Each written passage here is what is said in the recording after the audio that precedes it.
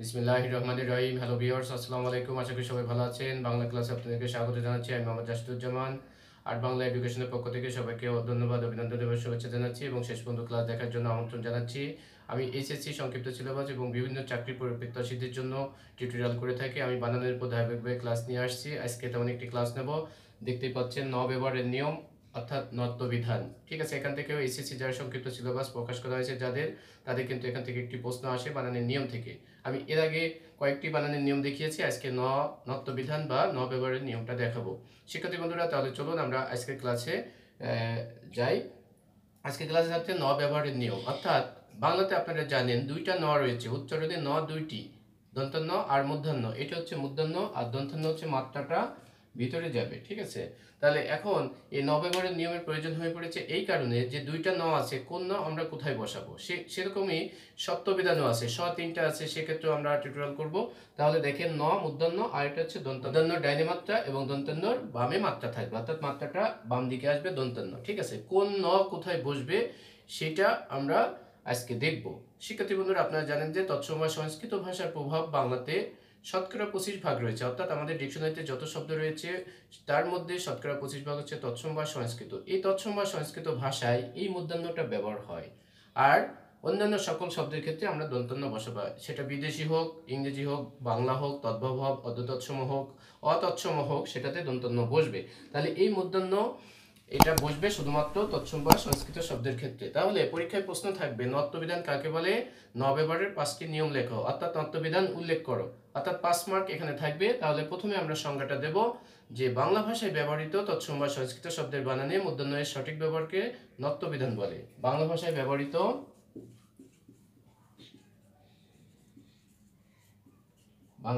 ব্যবহৃত তৎসম বা সংস্কৃত শব্দের বানানে মূর্ধন্য এর সঠিক ব্যবহার।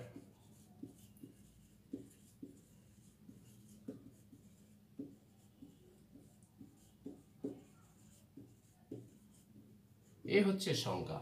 তাহলে এই বর্ণটা তৎসময় সংস্কৃত ভাষার বানানে ব্যবহার হয়, তাহলে ওই বানানগুলো বাংলাতে সঠিক করে লিখবো, কোথায় বসবে সেটা সঠিক করে লেখার নাম হচ্ছে নত্যবিধান। ঠিক আছে, তাহলে বাংলা ভাষায় ব্যবহৃত তৎসময় সংস্কৃত শব্দের বানানে মূর্ধন্যের সঠিক ব্যবহারকে নত্যবিধান বলে। আমরা যদি উদাহরণ দিই, যেমন ব্যাকরণ, বর্ণ, এই বানানগুলো আপনারা এই সংজ্ঞা লেখার পরে 2টা বা 3টা উদাহরণ দেবেন। ঠিক আছে, এরকম ঋণ, ঋণী, অনেক শব্দ আছে। আমরা যখন এর নিয়ম পড়বো, কমপক্ষে 5টি নিয়ম আমরা পড়বো, তখন দেখা যাবে যে কোন কোন শব্দগুলো এই মূর্ধন্য ঘটিত। তাহলে আমরা এখন নিয়মে চলে যাচ্ছি।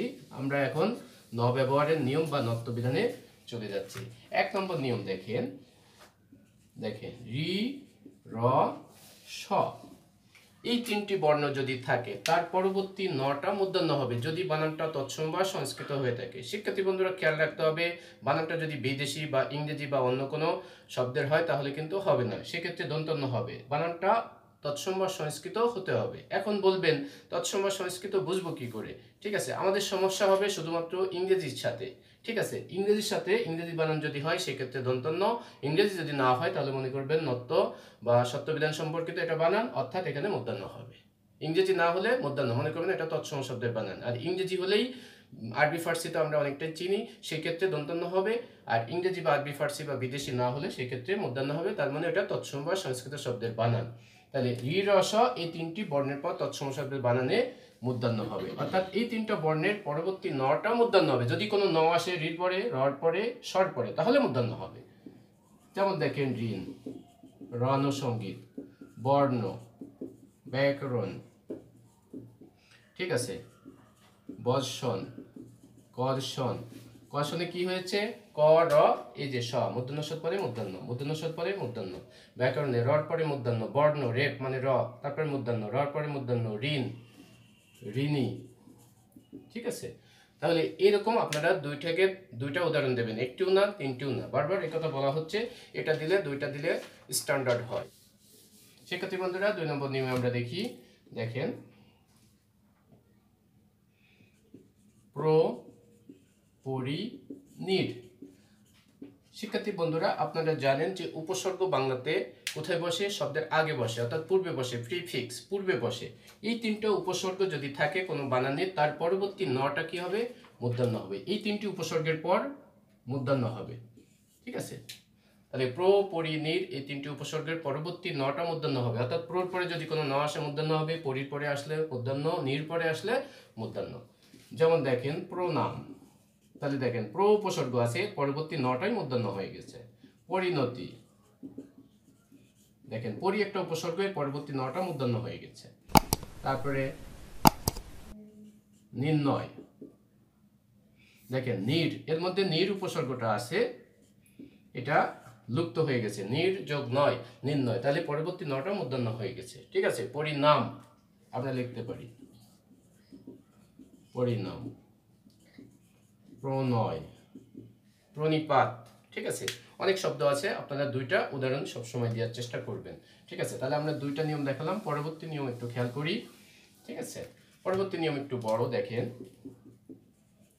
রি, র, স, এরপরে কি থাকবে? স্বরবর্ণ যদি থাকে, অথবা যদি থাকে ক বর্গের 5টি, অথবা যদি প বর্গ এর 5টি থাকে, অথবা যদি অন্তর্জ, অন্তস্থ, অনুস্বর, হ,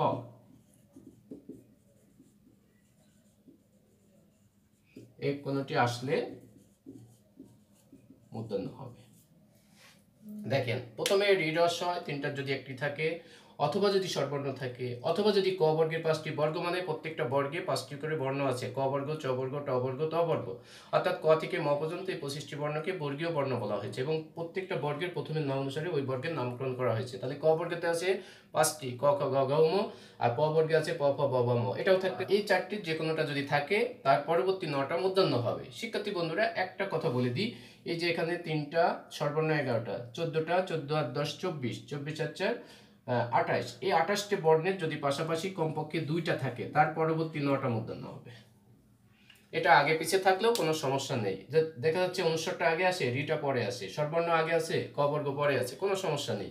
এই বর্ণগুলোর মধ্যে যে কোনো বর্ণ পাশাপাশি যদি দুইটা থাকে, পরবর্তী ন মূর্ধন্য হবে। ঠিক আছে, যেমন দেখেন শ্রাবণ, শ্রাবণে দেখেন শ্রা, র, র ফলা মানে র।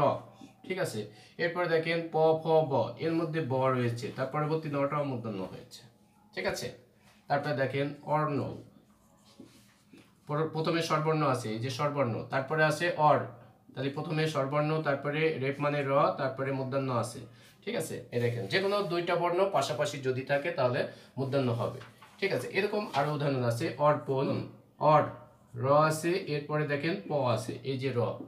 ঠিক আছে, তারপরে প বর্গে প আছে, এই জন্য মূর্ধন্য হয়েছে। দর্পণ,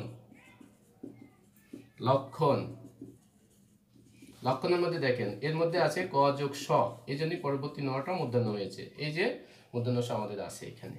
ঠিক আছে, ব্রাহ্মণ, এই বানানগুলো কিন্তু এটার উদাহরণ। এই নিয়মটা একটু বড়, আপনারা অবশ্যই অবশ্যই খেয়াল করবেন।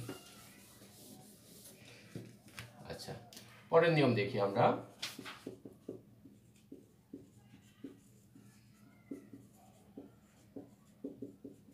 ট বর্গীয় বর্ণের সাথে যুক্ত বর্ণ গঠনে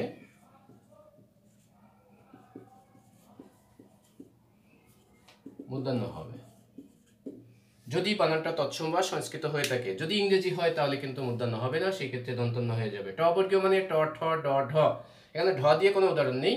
ট, ঠ, ড এই তিনটা বর্ণের সাথে যদি যুক্ত বর্ণ কোনো গঠন হয়ে ন আসে, যুক্ত বর্ণ গঠন হতে হবে, ন আসতে হবে, অর্থাৎ নর সাথে যুক্ত বর্ণ গঠন করতে হবে ট, ঠ, ড এর সাথে, তাহলে যদি বানানটা তৎসম বা সংস্কৃত হয় তাহলে মূর্ধন্য হবে। ঠিক আছে, কিরকম? যেমন দেখেন ঘন্টা, আমরা অনেক সময় কি করি, এই মাত্রাটা এদিকে দিয়ে দিই, এদিকে দিলে কিন্তু দন্তন্য হয়ে গেল, তাহলে আমাদেরকে ইনশিওর করতে হবে মূর্ধন্য, মূর্ধন্য মাত্রাটা ডাইনে থাকবে। এখন দেখেন ঘন্টা কি ইংরেজি শব্দ? না, তাহলে ঘন্টা একটি তৎসম বা সংস্কৃত শব্দ, কারণ এখানে মূর্ধন্য আছে এবং টর সাথে যুক্ত বর্ণ হয়েছে। দেখেন কণ্ঠ, দেখেন কণ্ঠতে আমরা এই মাত্রাটা ডাইনে দেবো, মূর্ধন্যের মাত্রাটা ডাইনে, তাহলে ঠর সাথে ট বর্গীয় মানে ট, ঠ, ড এরকম। কাণ্ড ইংরেজি শব্দ না, এই জন্য এখানে মূর্ধন্য হবে, মাত্রাটা ডাইনে। ভণ্ড, পাষণ্ড, হ্যাঁ, কুণ্ডলী, চণ্ডাল, দেখেন এই বানানগুলো কিন্তু তৎসম বা সংস্কৃত, কারণ এগুলো ইংরেজি বা বিদেশি নয়, এই জন্যই ট ঠ ড ঢর সাথে যুক্তবর্ণ গঠন করতে গেলে সেটা মূর্ধন্য হয়ে যাচ্ছে। খুব সুন্দর একটা নিয়ম, অনেক উদাহরণ আছে, আমরা ভুল করে থাকি, কখনোই জন্য এটা ভুল না হয়। আচ্ছা, পরের নিয়ম দেখেন,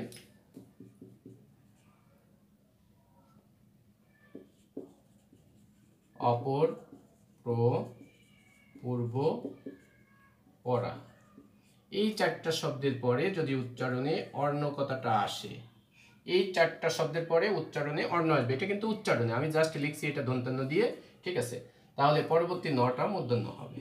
শুধুমাত্র এই চারটার পরে যদি উচ্চারণে অর্ণ কথাটা আসে তাহলে মূর্ধন্য হবে। এখন দেখেন এরকম বর্ণ যুক্ত বর্ণ দুইটা আছে, এখন কোনটা দন্তান্ন কোনটা মূর্ধন্য এটা খেয়াল রাখতে হবে। যদি ডাইনে মোড়া হয় তাহলে হর সাথে এটা দন্তান্ন, ডাইনে মোড়া থাকলে দন্তান্ন, যেমন চিহ্ন, বর্ণী, ঠিক আছে, আর নিচে থাকলে সেটা মূর্ধন্য। তাহলে আমরা বসাবো কোনটা, এইটা কিন্তু বসবে, মূর্ধন্যটা বসবে। আমি এটা দিছি উচ্চারণে, আপনি বলবেন যে স্যার দিলেন দন্তান্ন হইলো মূর্ধন্য, আমরা উচ্চারণে দেবো, উচ্চারণ যখন দেবো প্রথমটাই দেবো, ঠিক আছে। তাহলে এই চারটার পরে উচ্চারণে অর্ণ আসবে, মনে করেন এটা উচ্চারণে আসতেছে, তাহলে কি হবে, এই নিচেরটা ব্যবহার হবে, কারণ নিচেরটার সাথে মূর্ধন্য আছে। যেমন দেখেন অপরের সাথে যদি অর্ণ যোগ করি তাহলে কি হবে, অপরাহ্ন। তাহলে অপরাহ্ন বানান আমরা কিন্তু প্রায়ই ভুল করে থাকি এবং কারেকশনে এটা আসে, আপনারা খেয়াল করবেন। অপরাহ্নে মূর্ধন্য হবে, আর মূর্ধন্য সবসময় নিচেই বসে, যদি ডাইনে মোড়া থাকে তাহলে দন্তান্ন, তাহলে দন্তান্ন দিলে এটা ভুল হয়ে যাবে, কারণ অপরের পরে অর্ণ উচ্চারণে আসছে, ঠিক আছে। পূর্বাহ্ন, দেখেন পূর্বের সাথে অর্ণ আসছে, প্রর সাথে আসছে প্রাহ্ন, পরার সাথে আসছে পরাহ্ন। এই চারটা বাদে অন্য শব্দের সাথে যদি এটা আসে অর্ণটা তাহলে দন্তান্ন হয়ে যাবে, যেমন মধ্যাহ্ন, সায়াহ্ন, এরকম বর্ণী, হ্যাঁ, চিহ্ন। তাহলে এই চারটা বাদে অন্য শব্দের সাথে আসলে দন্তান্ন, এই চারটা শব্দের সাথে উচ্চারণ যদি অর্ণ আসে তাহলে মূর্ধন্য হবে, আর মূর্ধন্য সবসময় নিচেই বসে, এটা অবশ্যই অবশ্যই খেয়াল করবেন। আর কারেকশনেও আসে, আবার নিয়ম তো আছেই, ঠিক আছে।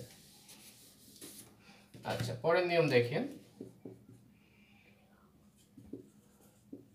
রবীন্দ্র, চন্দ্র, নার, পর, উত্তর, রাম, এই কয়টা শব্দের পরে যদি উচ্চারণে কি আসে, অয়ন বা আয়ন আসে, আসলে কি হবে, পরবর্তী নটা মূর্ধন্য হবে। তারপরে এই কয়টা শব্দের পরে আপনি নিয়ে আসবেন অয়ন বা আয়ন। আমরা যদি বলি রবীন্দ্রের সাথে আয়ন যোগ করি, রবীন্দ্রায়ন, রবীন্দ্রায়ন, এই আয়নটা মূর্ধন্য হবে। চন্দ্রায়ন, আমরা এই শব্দটা ব্যবহার করে থাকি, নারায়ণ, অতিথি নারায়ণ, ঠিক আছে। তারপরে পর দিয়েও ব্যবহার করি, পরায়ণ। আমরা মহাভারত রামায়ণের কথা জানি, তাহলে রামায়ণ, ঠিক আছে। মহাভারত রামায়ণের কথা জানি, আর রামায়ণ একটা মহাকাব্য, ঠিক আছে। সেই এই যে রামের পরে আয়ন আসতেছে, ঠিক আছে, রামায়ণ মূর্ধন্য হয়েছে। তাই এই বানানগুলো অবশ্যই অবশ্যই আপনাদের খেয়াল করতে হবে। বন্ধুরা, আমি বারবার যে পরামর্শটা দিয়ে থাকি, আপনারা 7টা থেকে 8টা নিয়ম যে কোনো বানানের মুখস্থ করবেন বা জানবেন, এর মধ্যে থেকে 5টি লিখবেন, আপনার সুইটেবল যেগুলো মনে আসে, সহজ হয়, তাড়াতাড়ি লিখতে হয়, সেগুলো আপনারা লিখবেন, ঠিক আছে। তাহলে আমরা কয়েকটি নিয়ম দেখিয়েছি। এখন দেখেন, এখন এই যে ন মূর্ধন্য, এটা শুধুমাত্র তৎসম শব্দের ক্ষেত্রে ব্যবহার হবে, দেশি বিদেশি তদ্ভব বা অন্যান্য শব্দের ক্ষেত্রে ব্যবহার হবে না। এই নিয়মটা দিতে পারবেন যে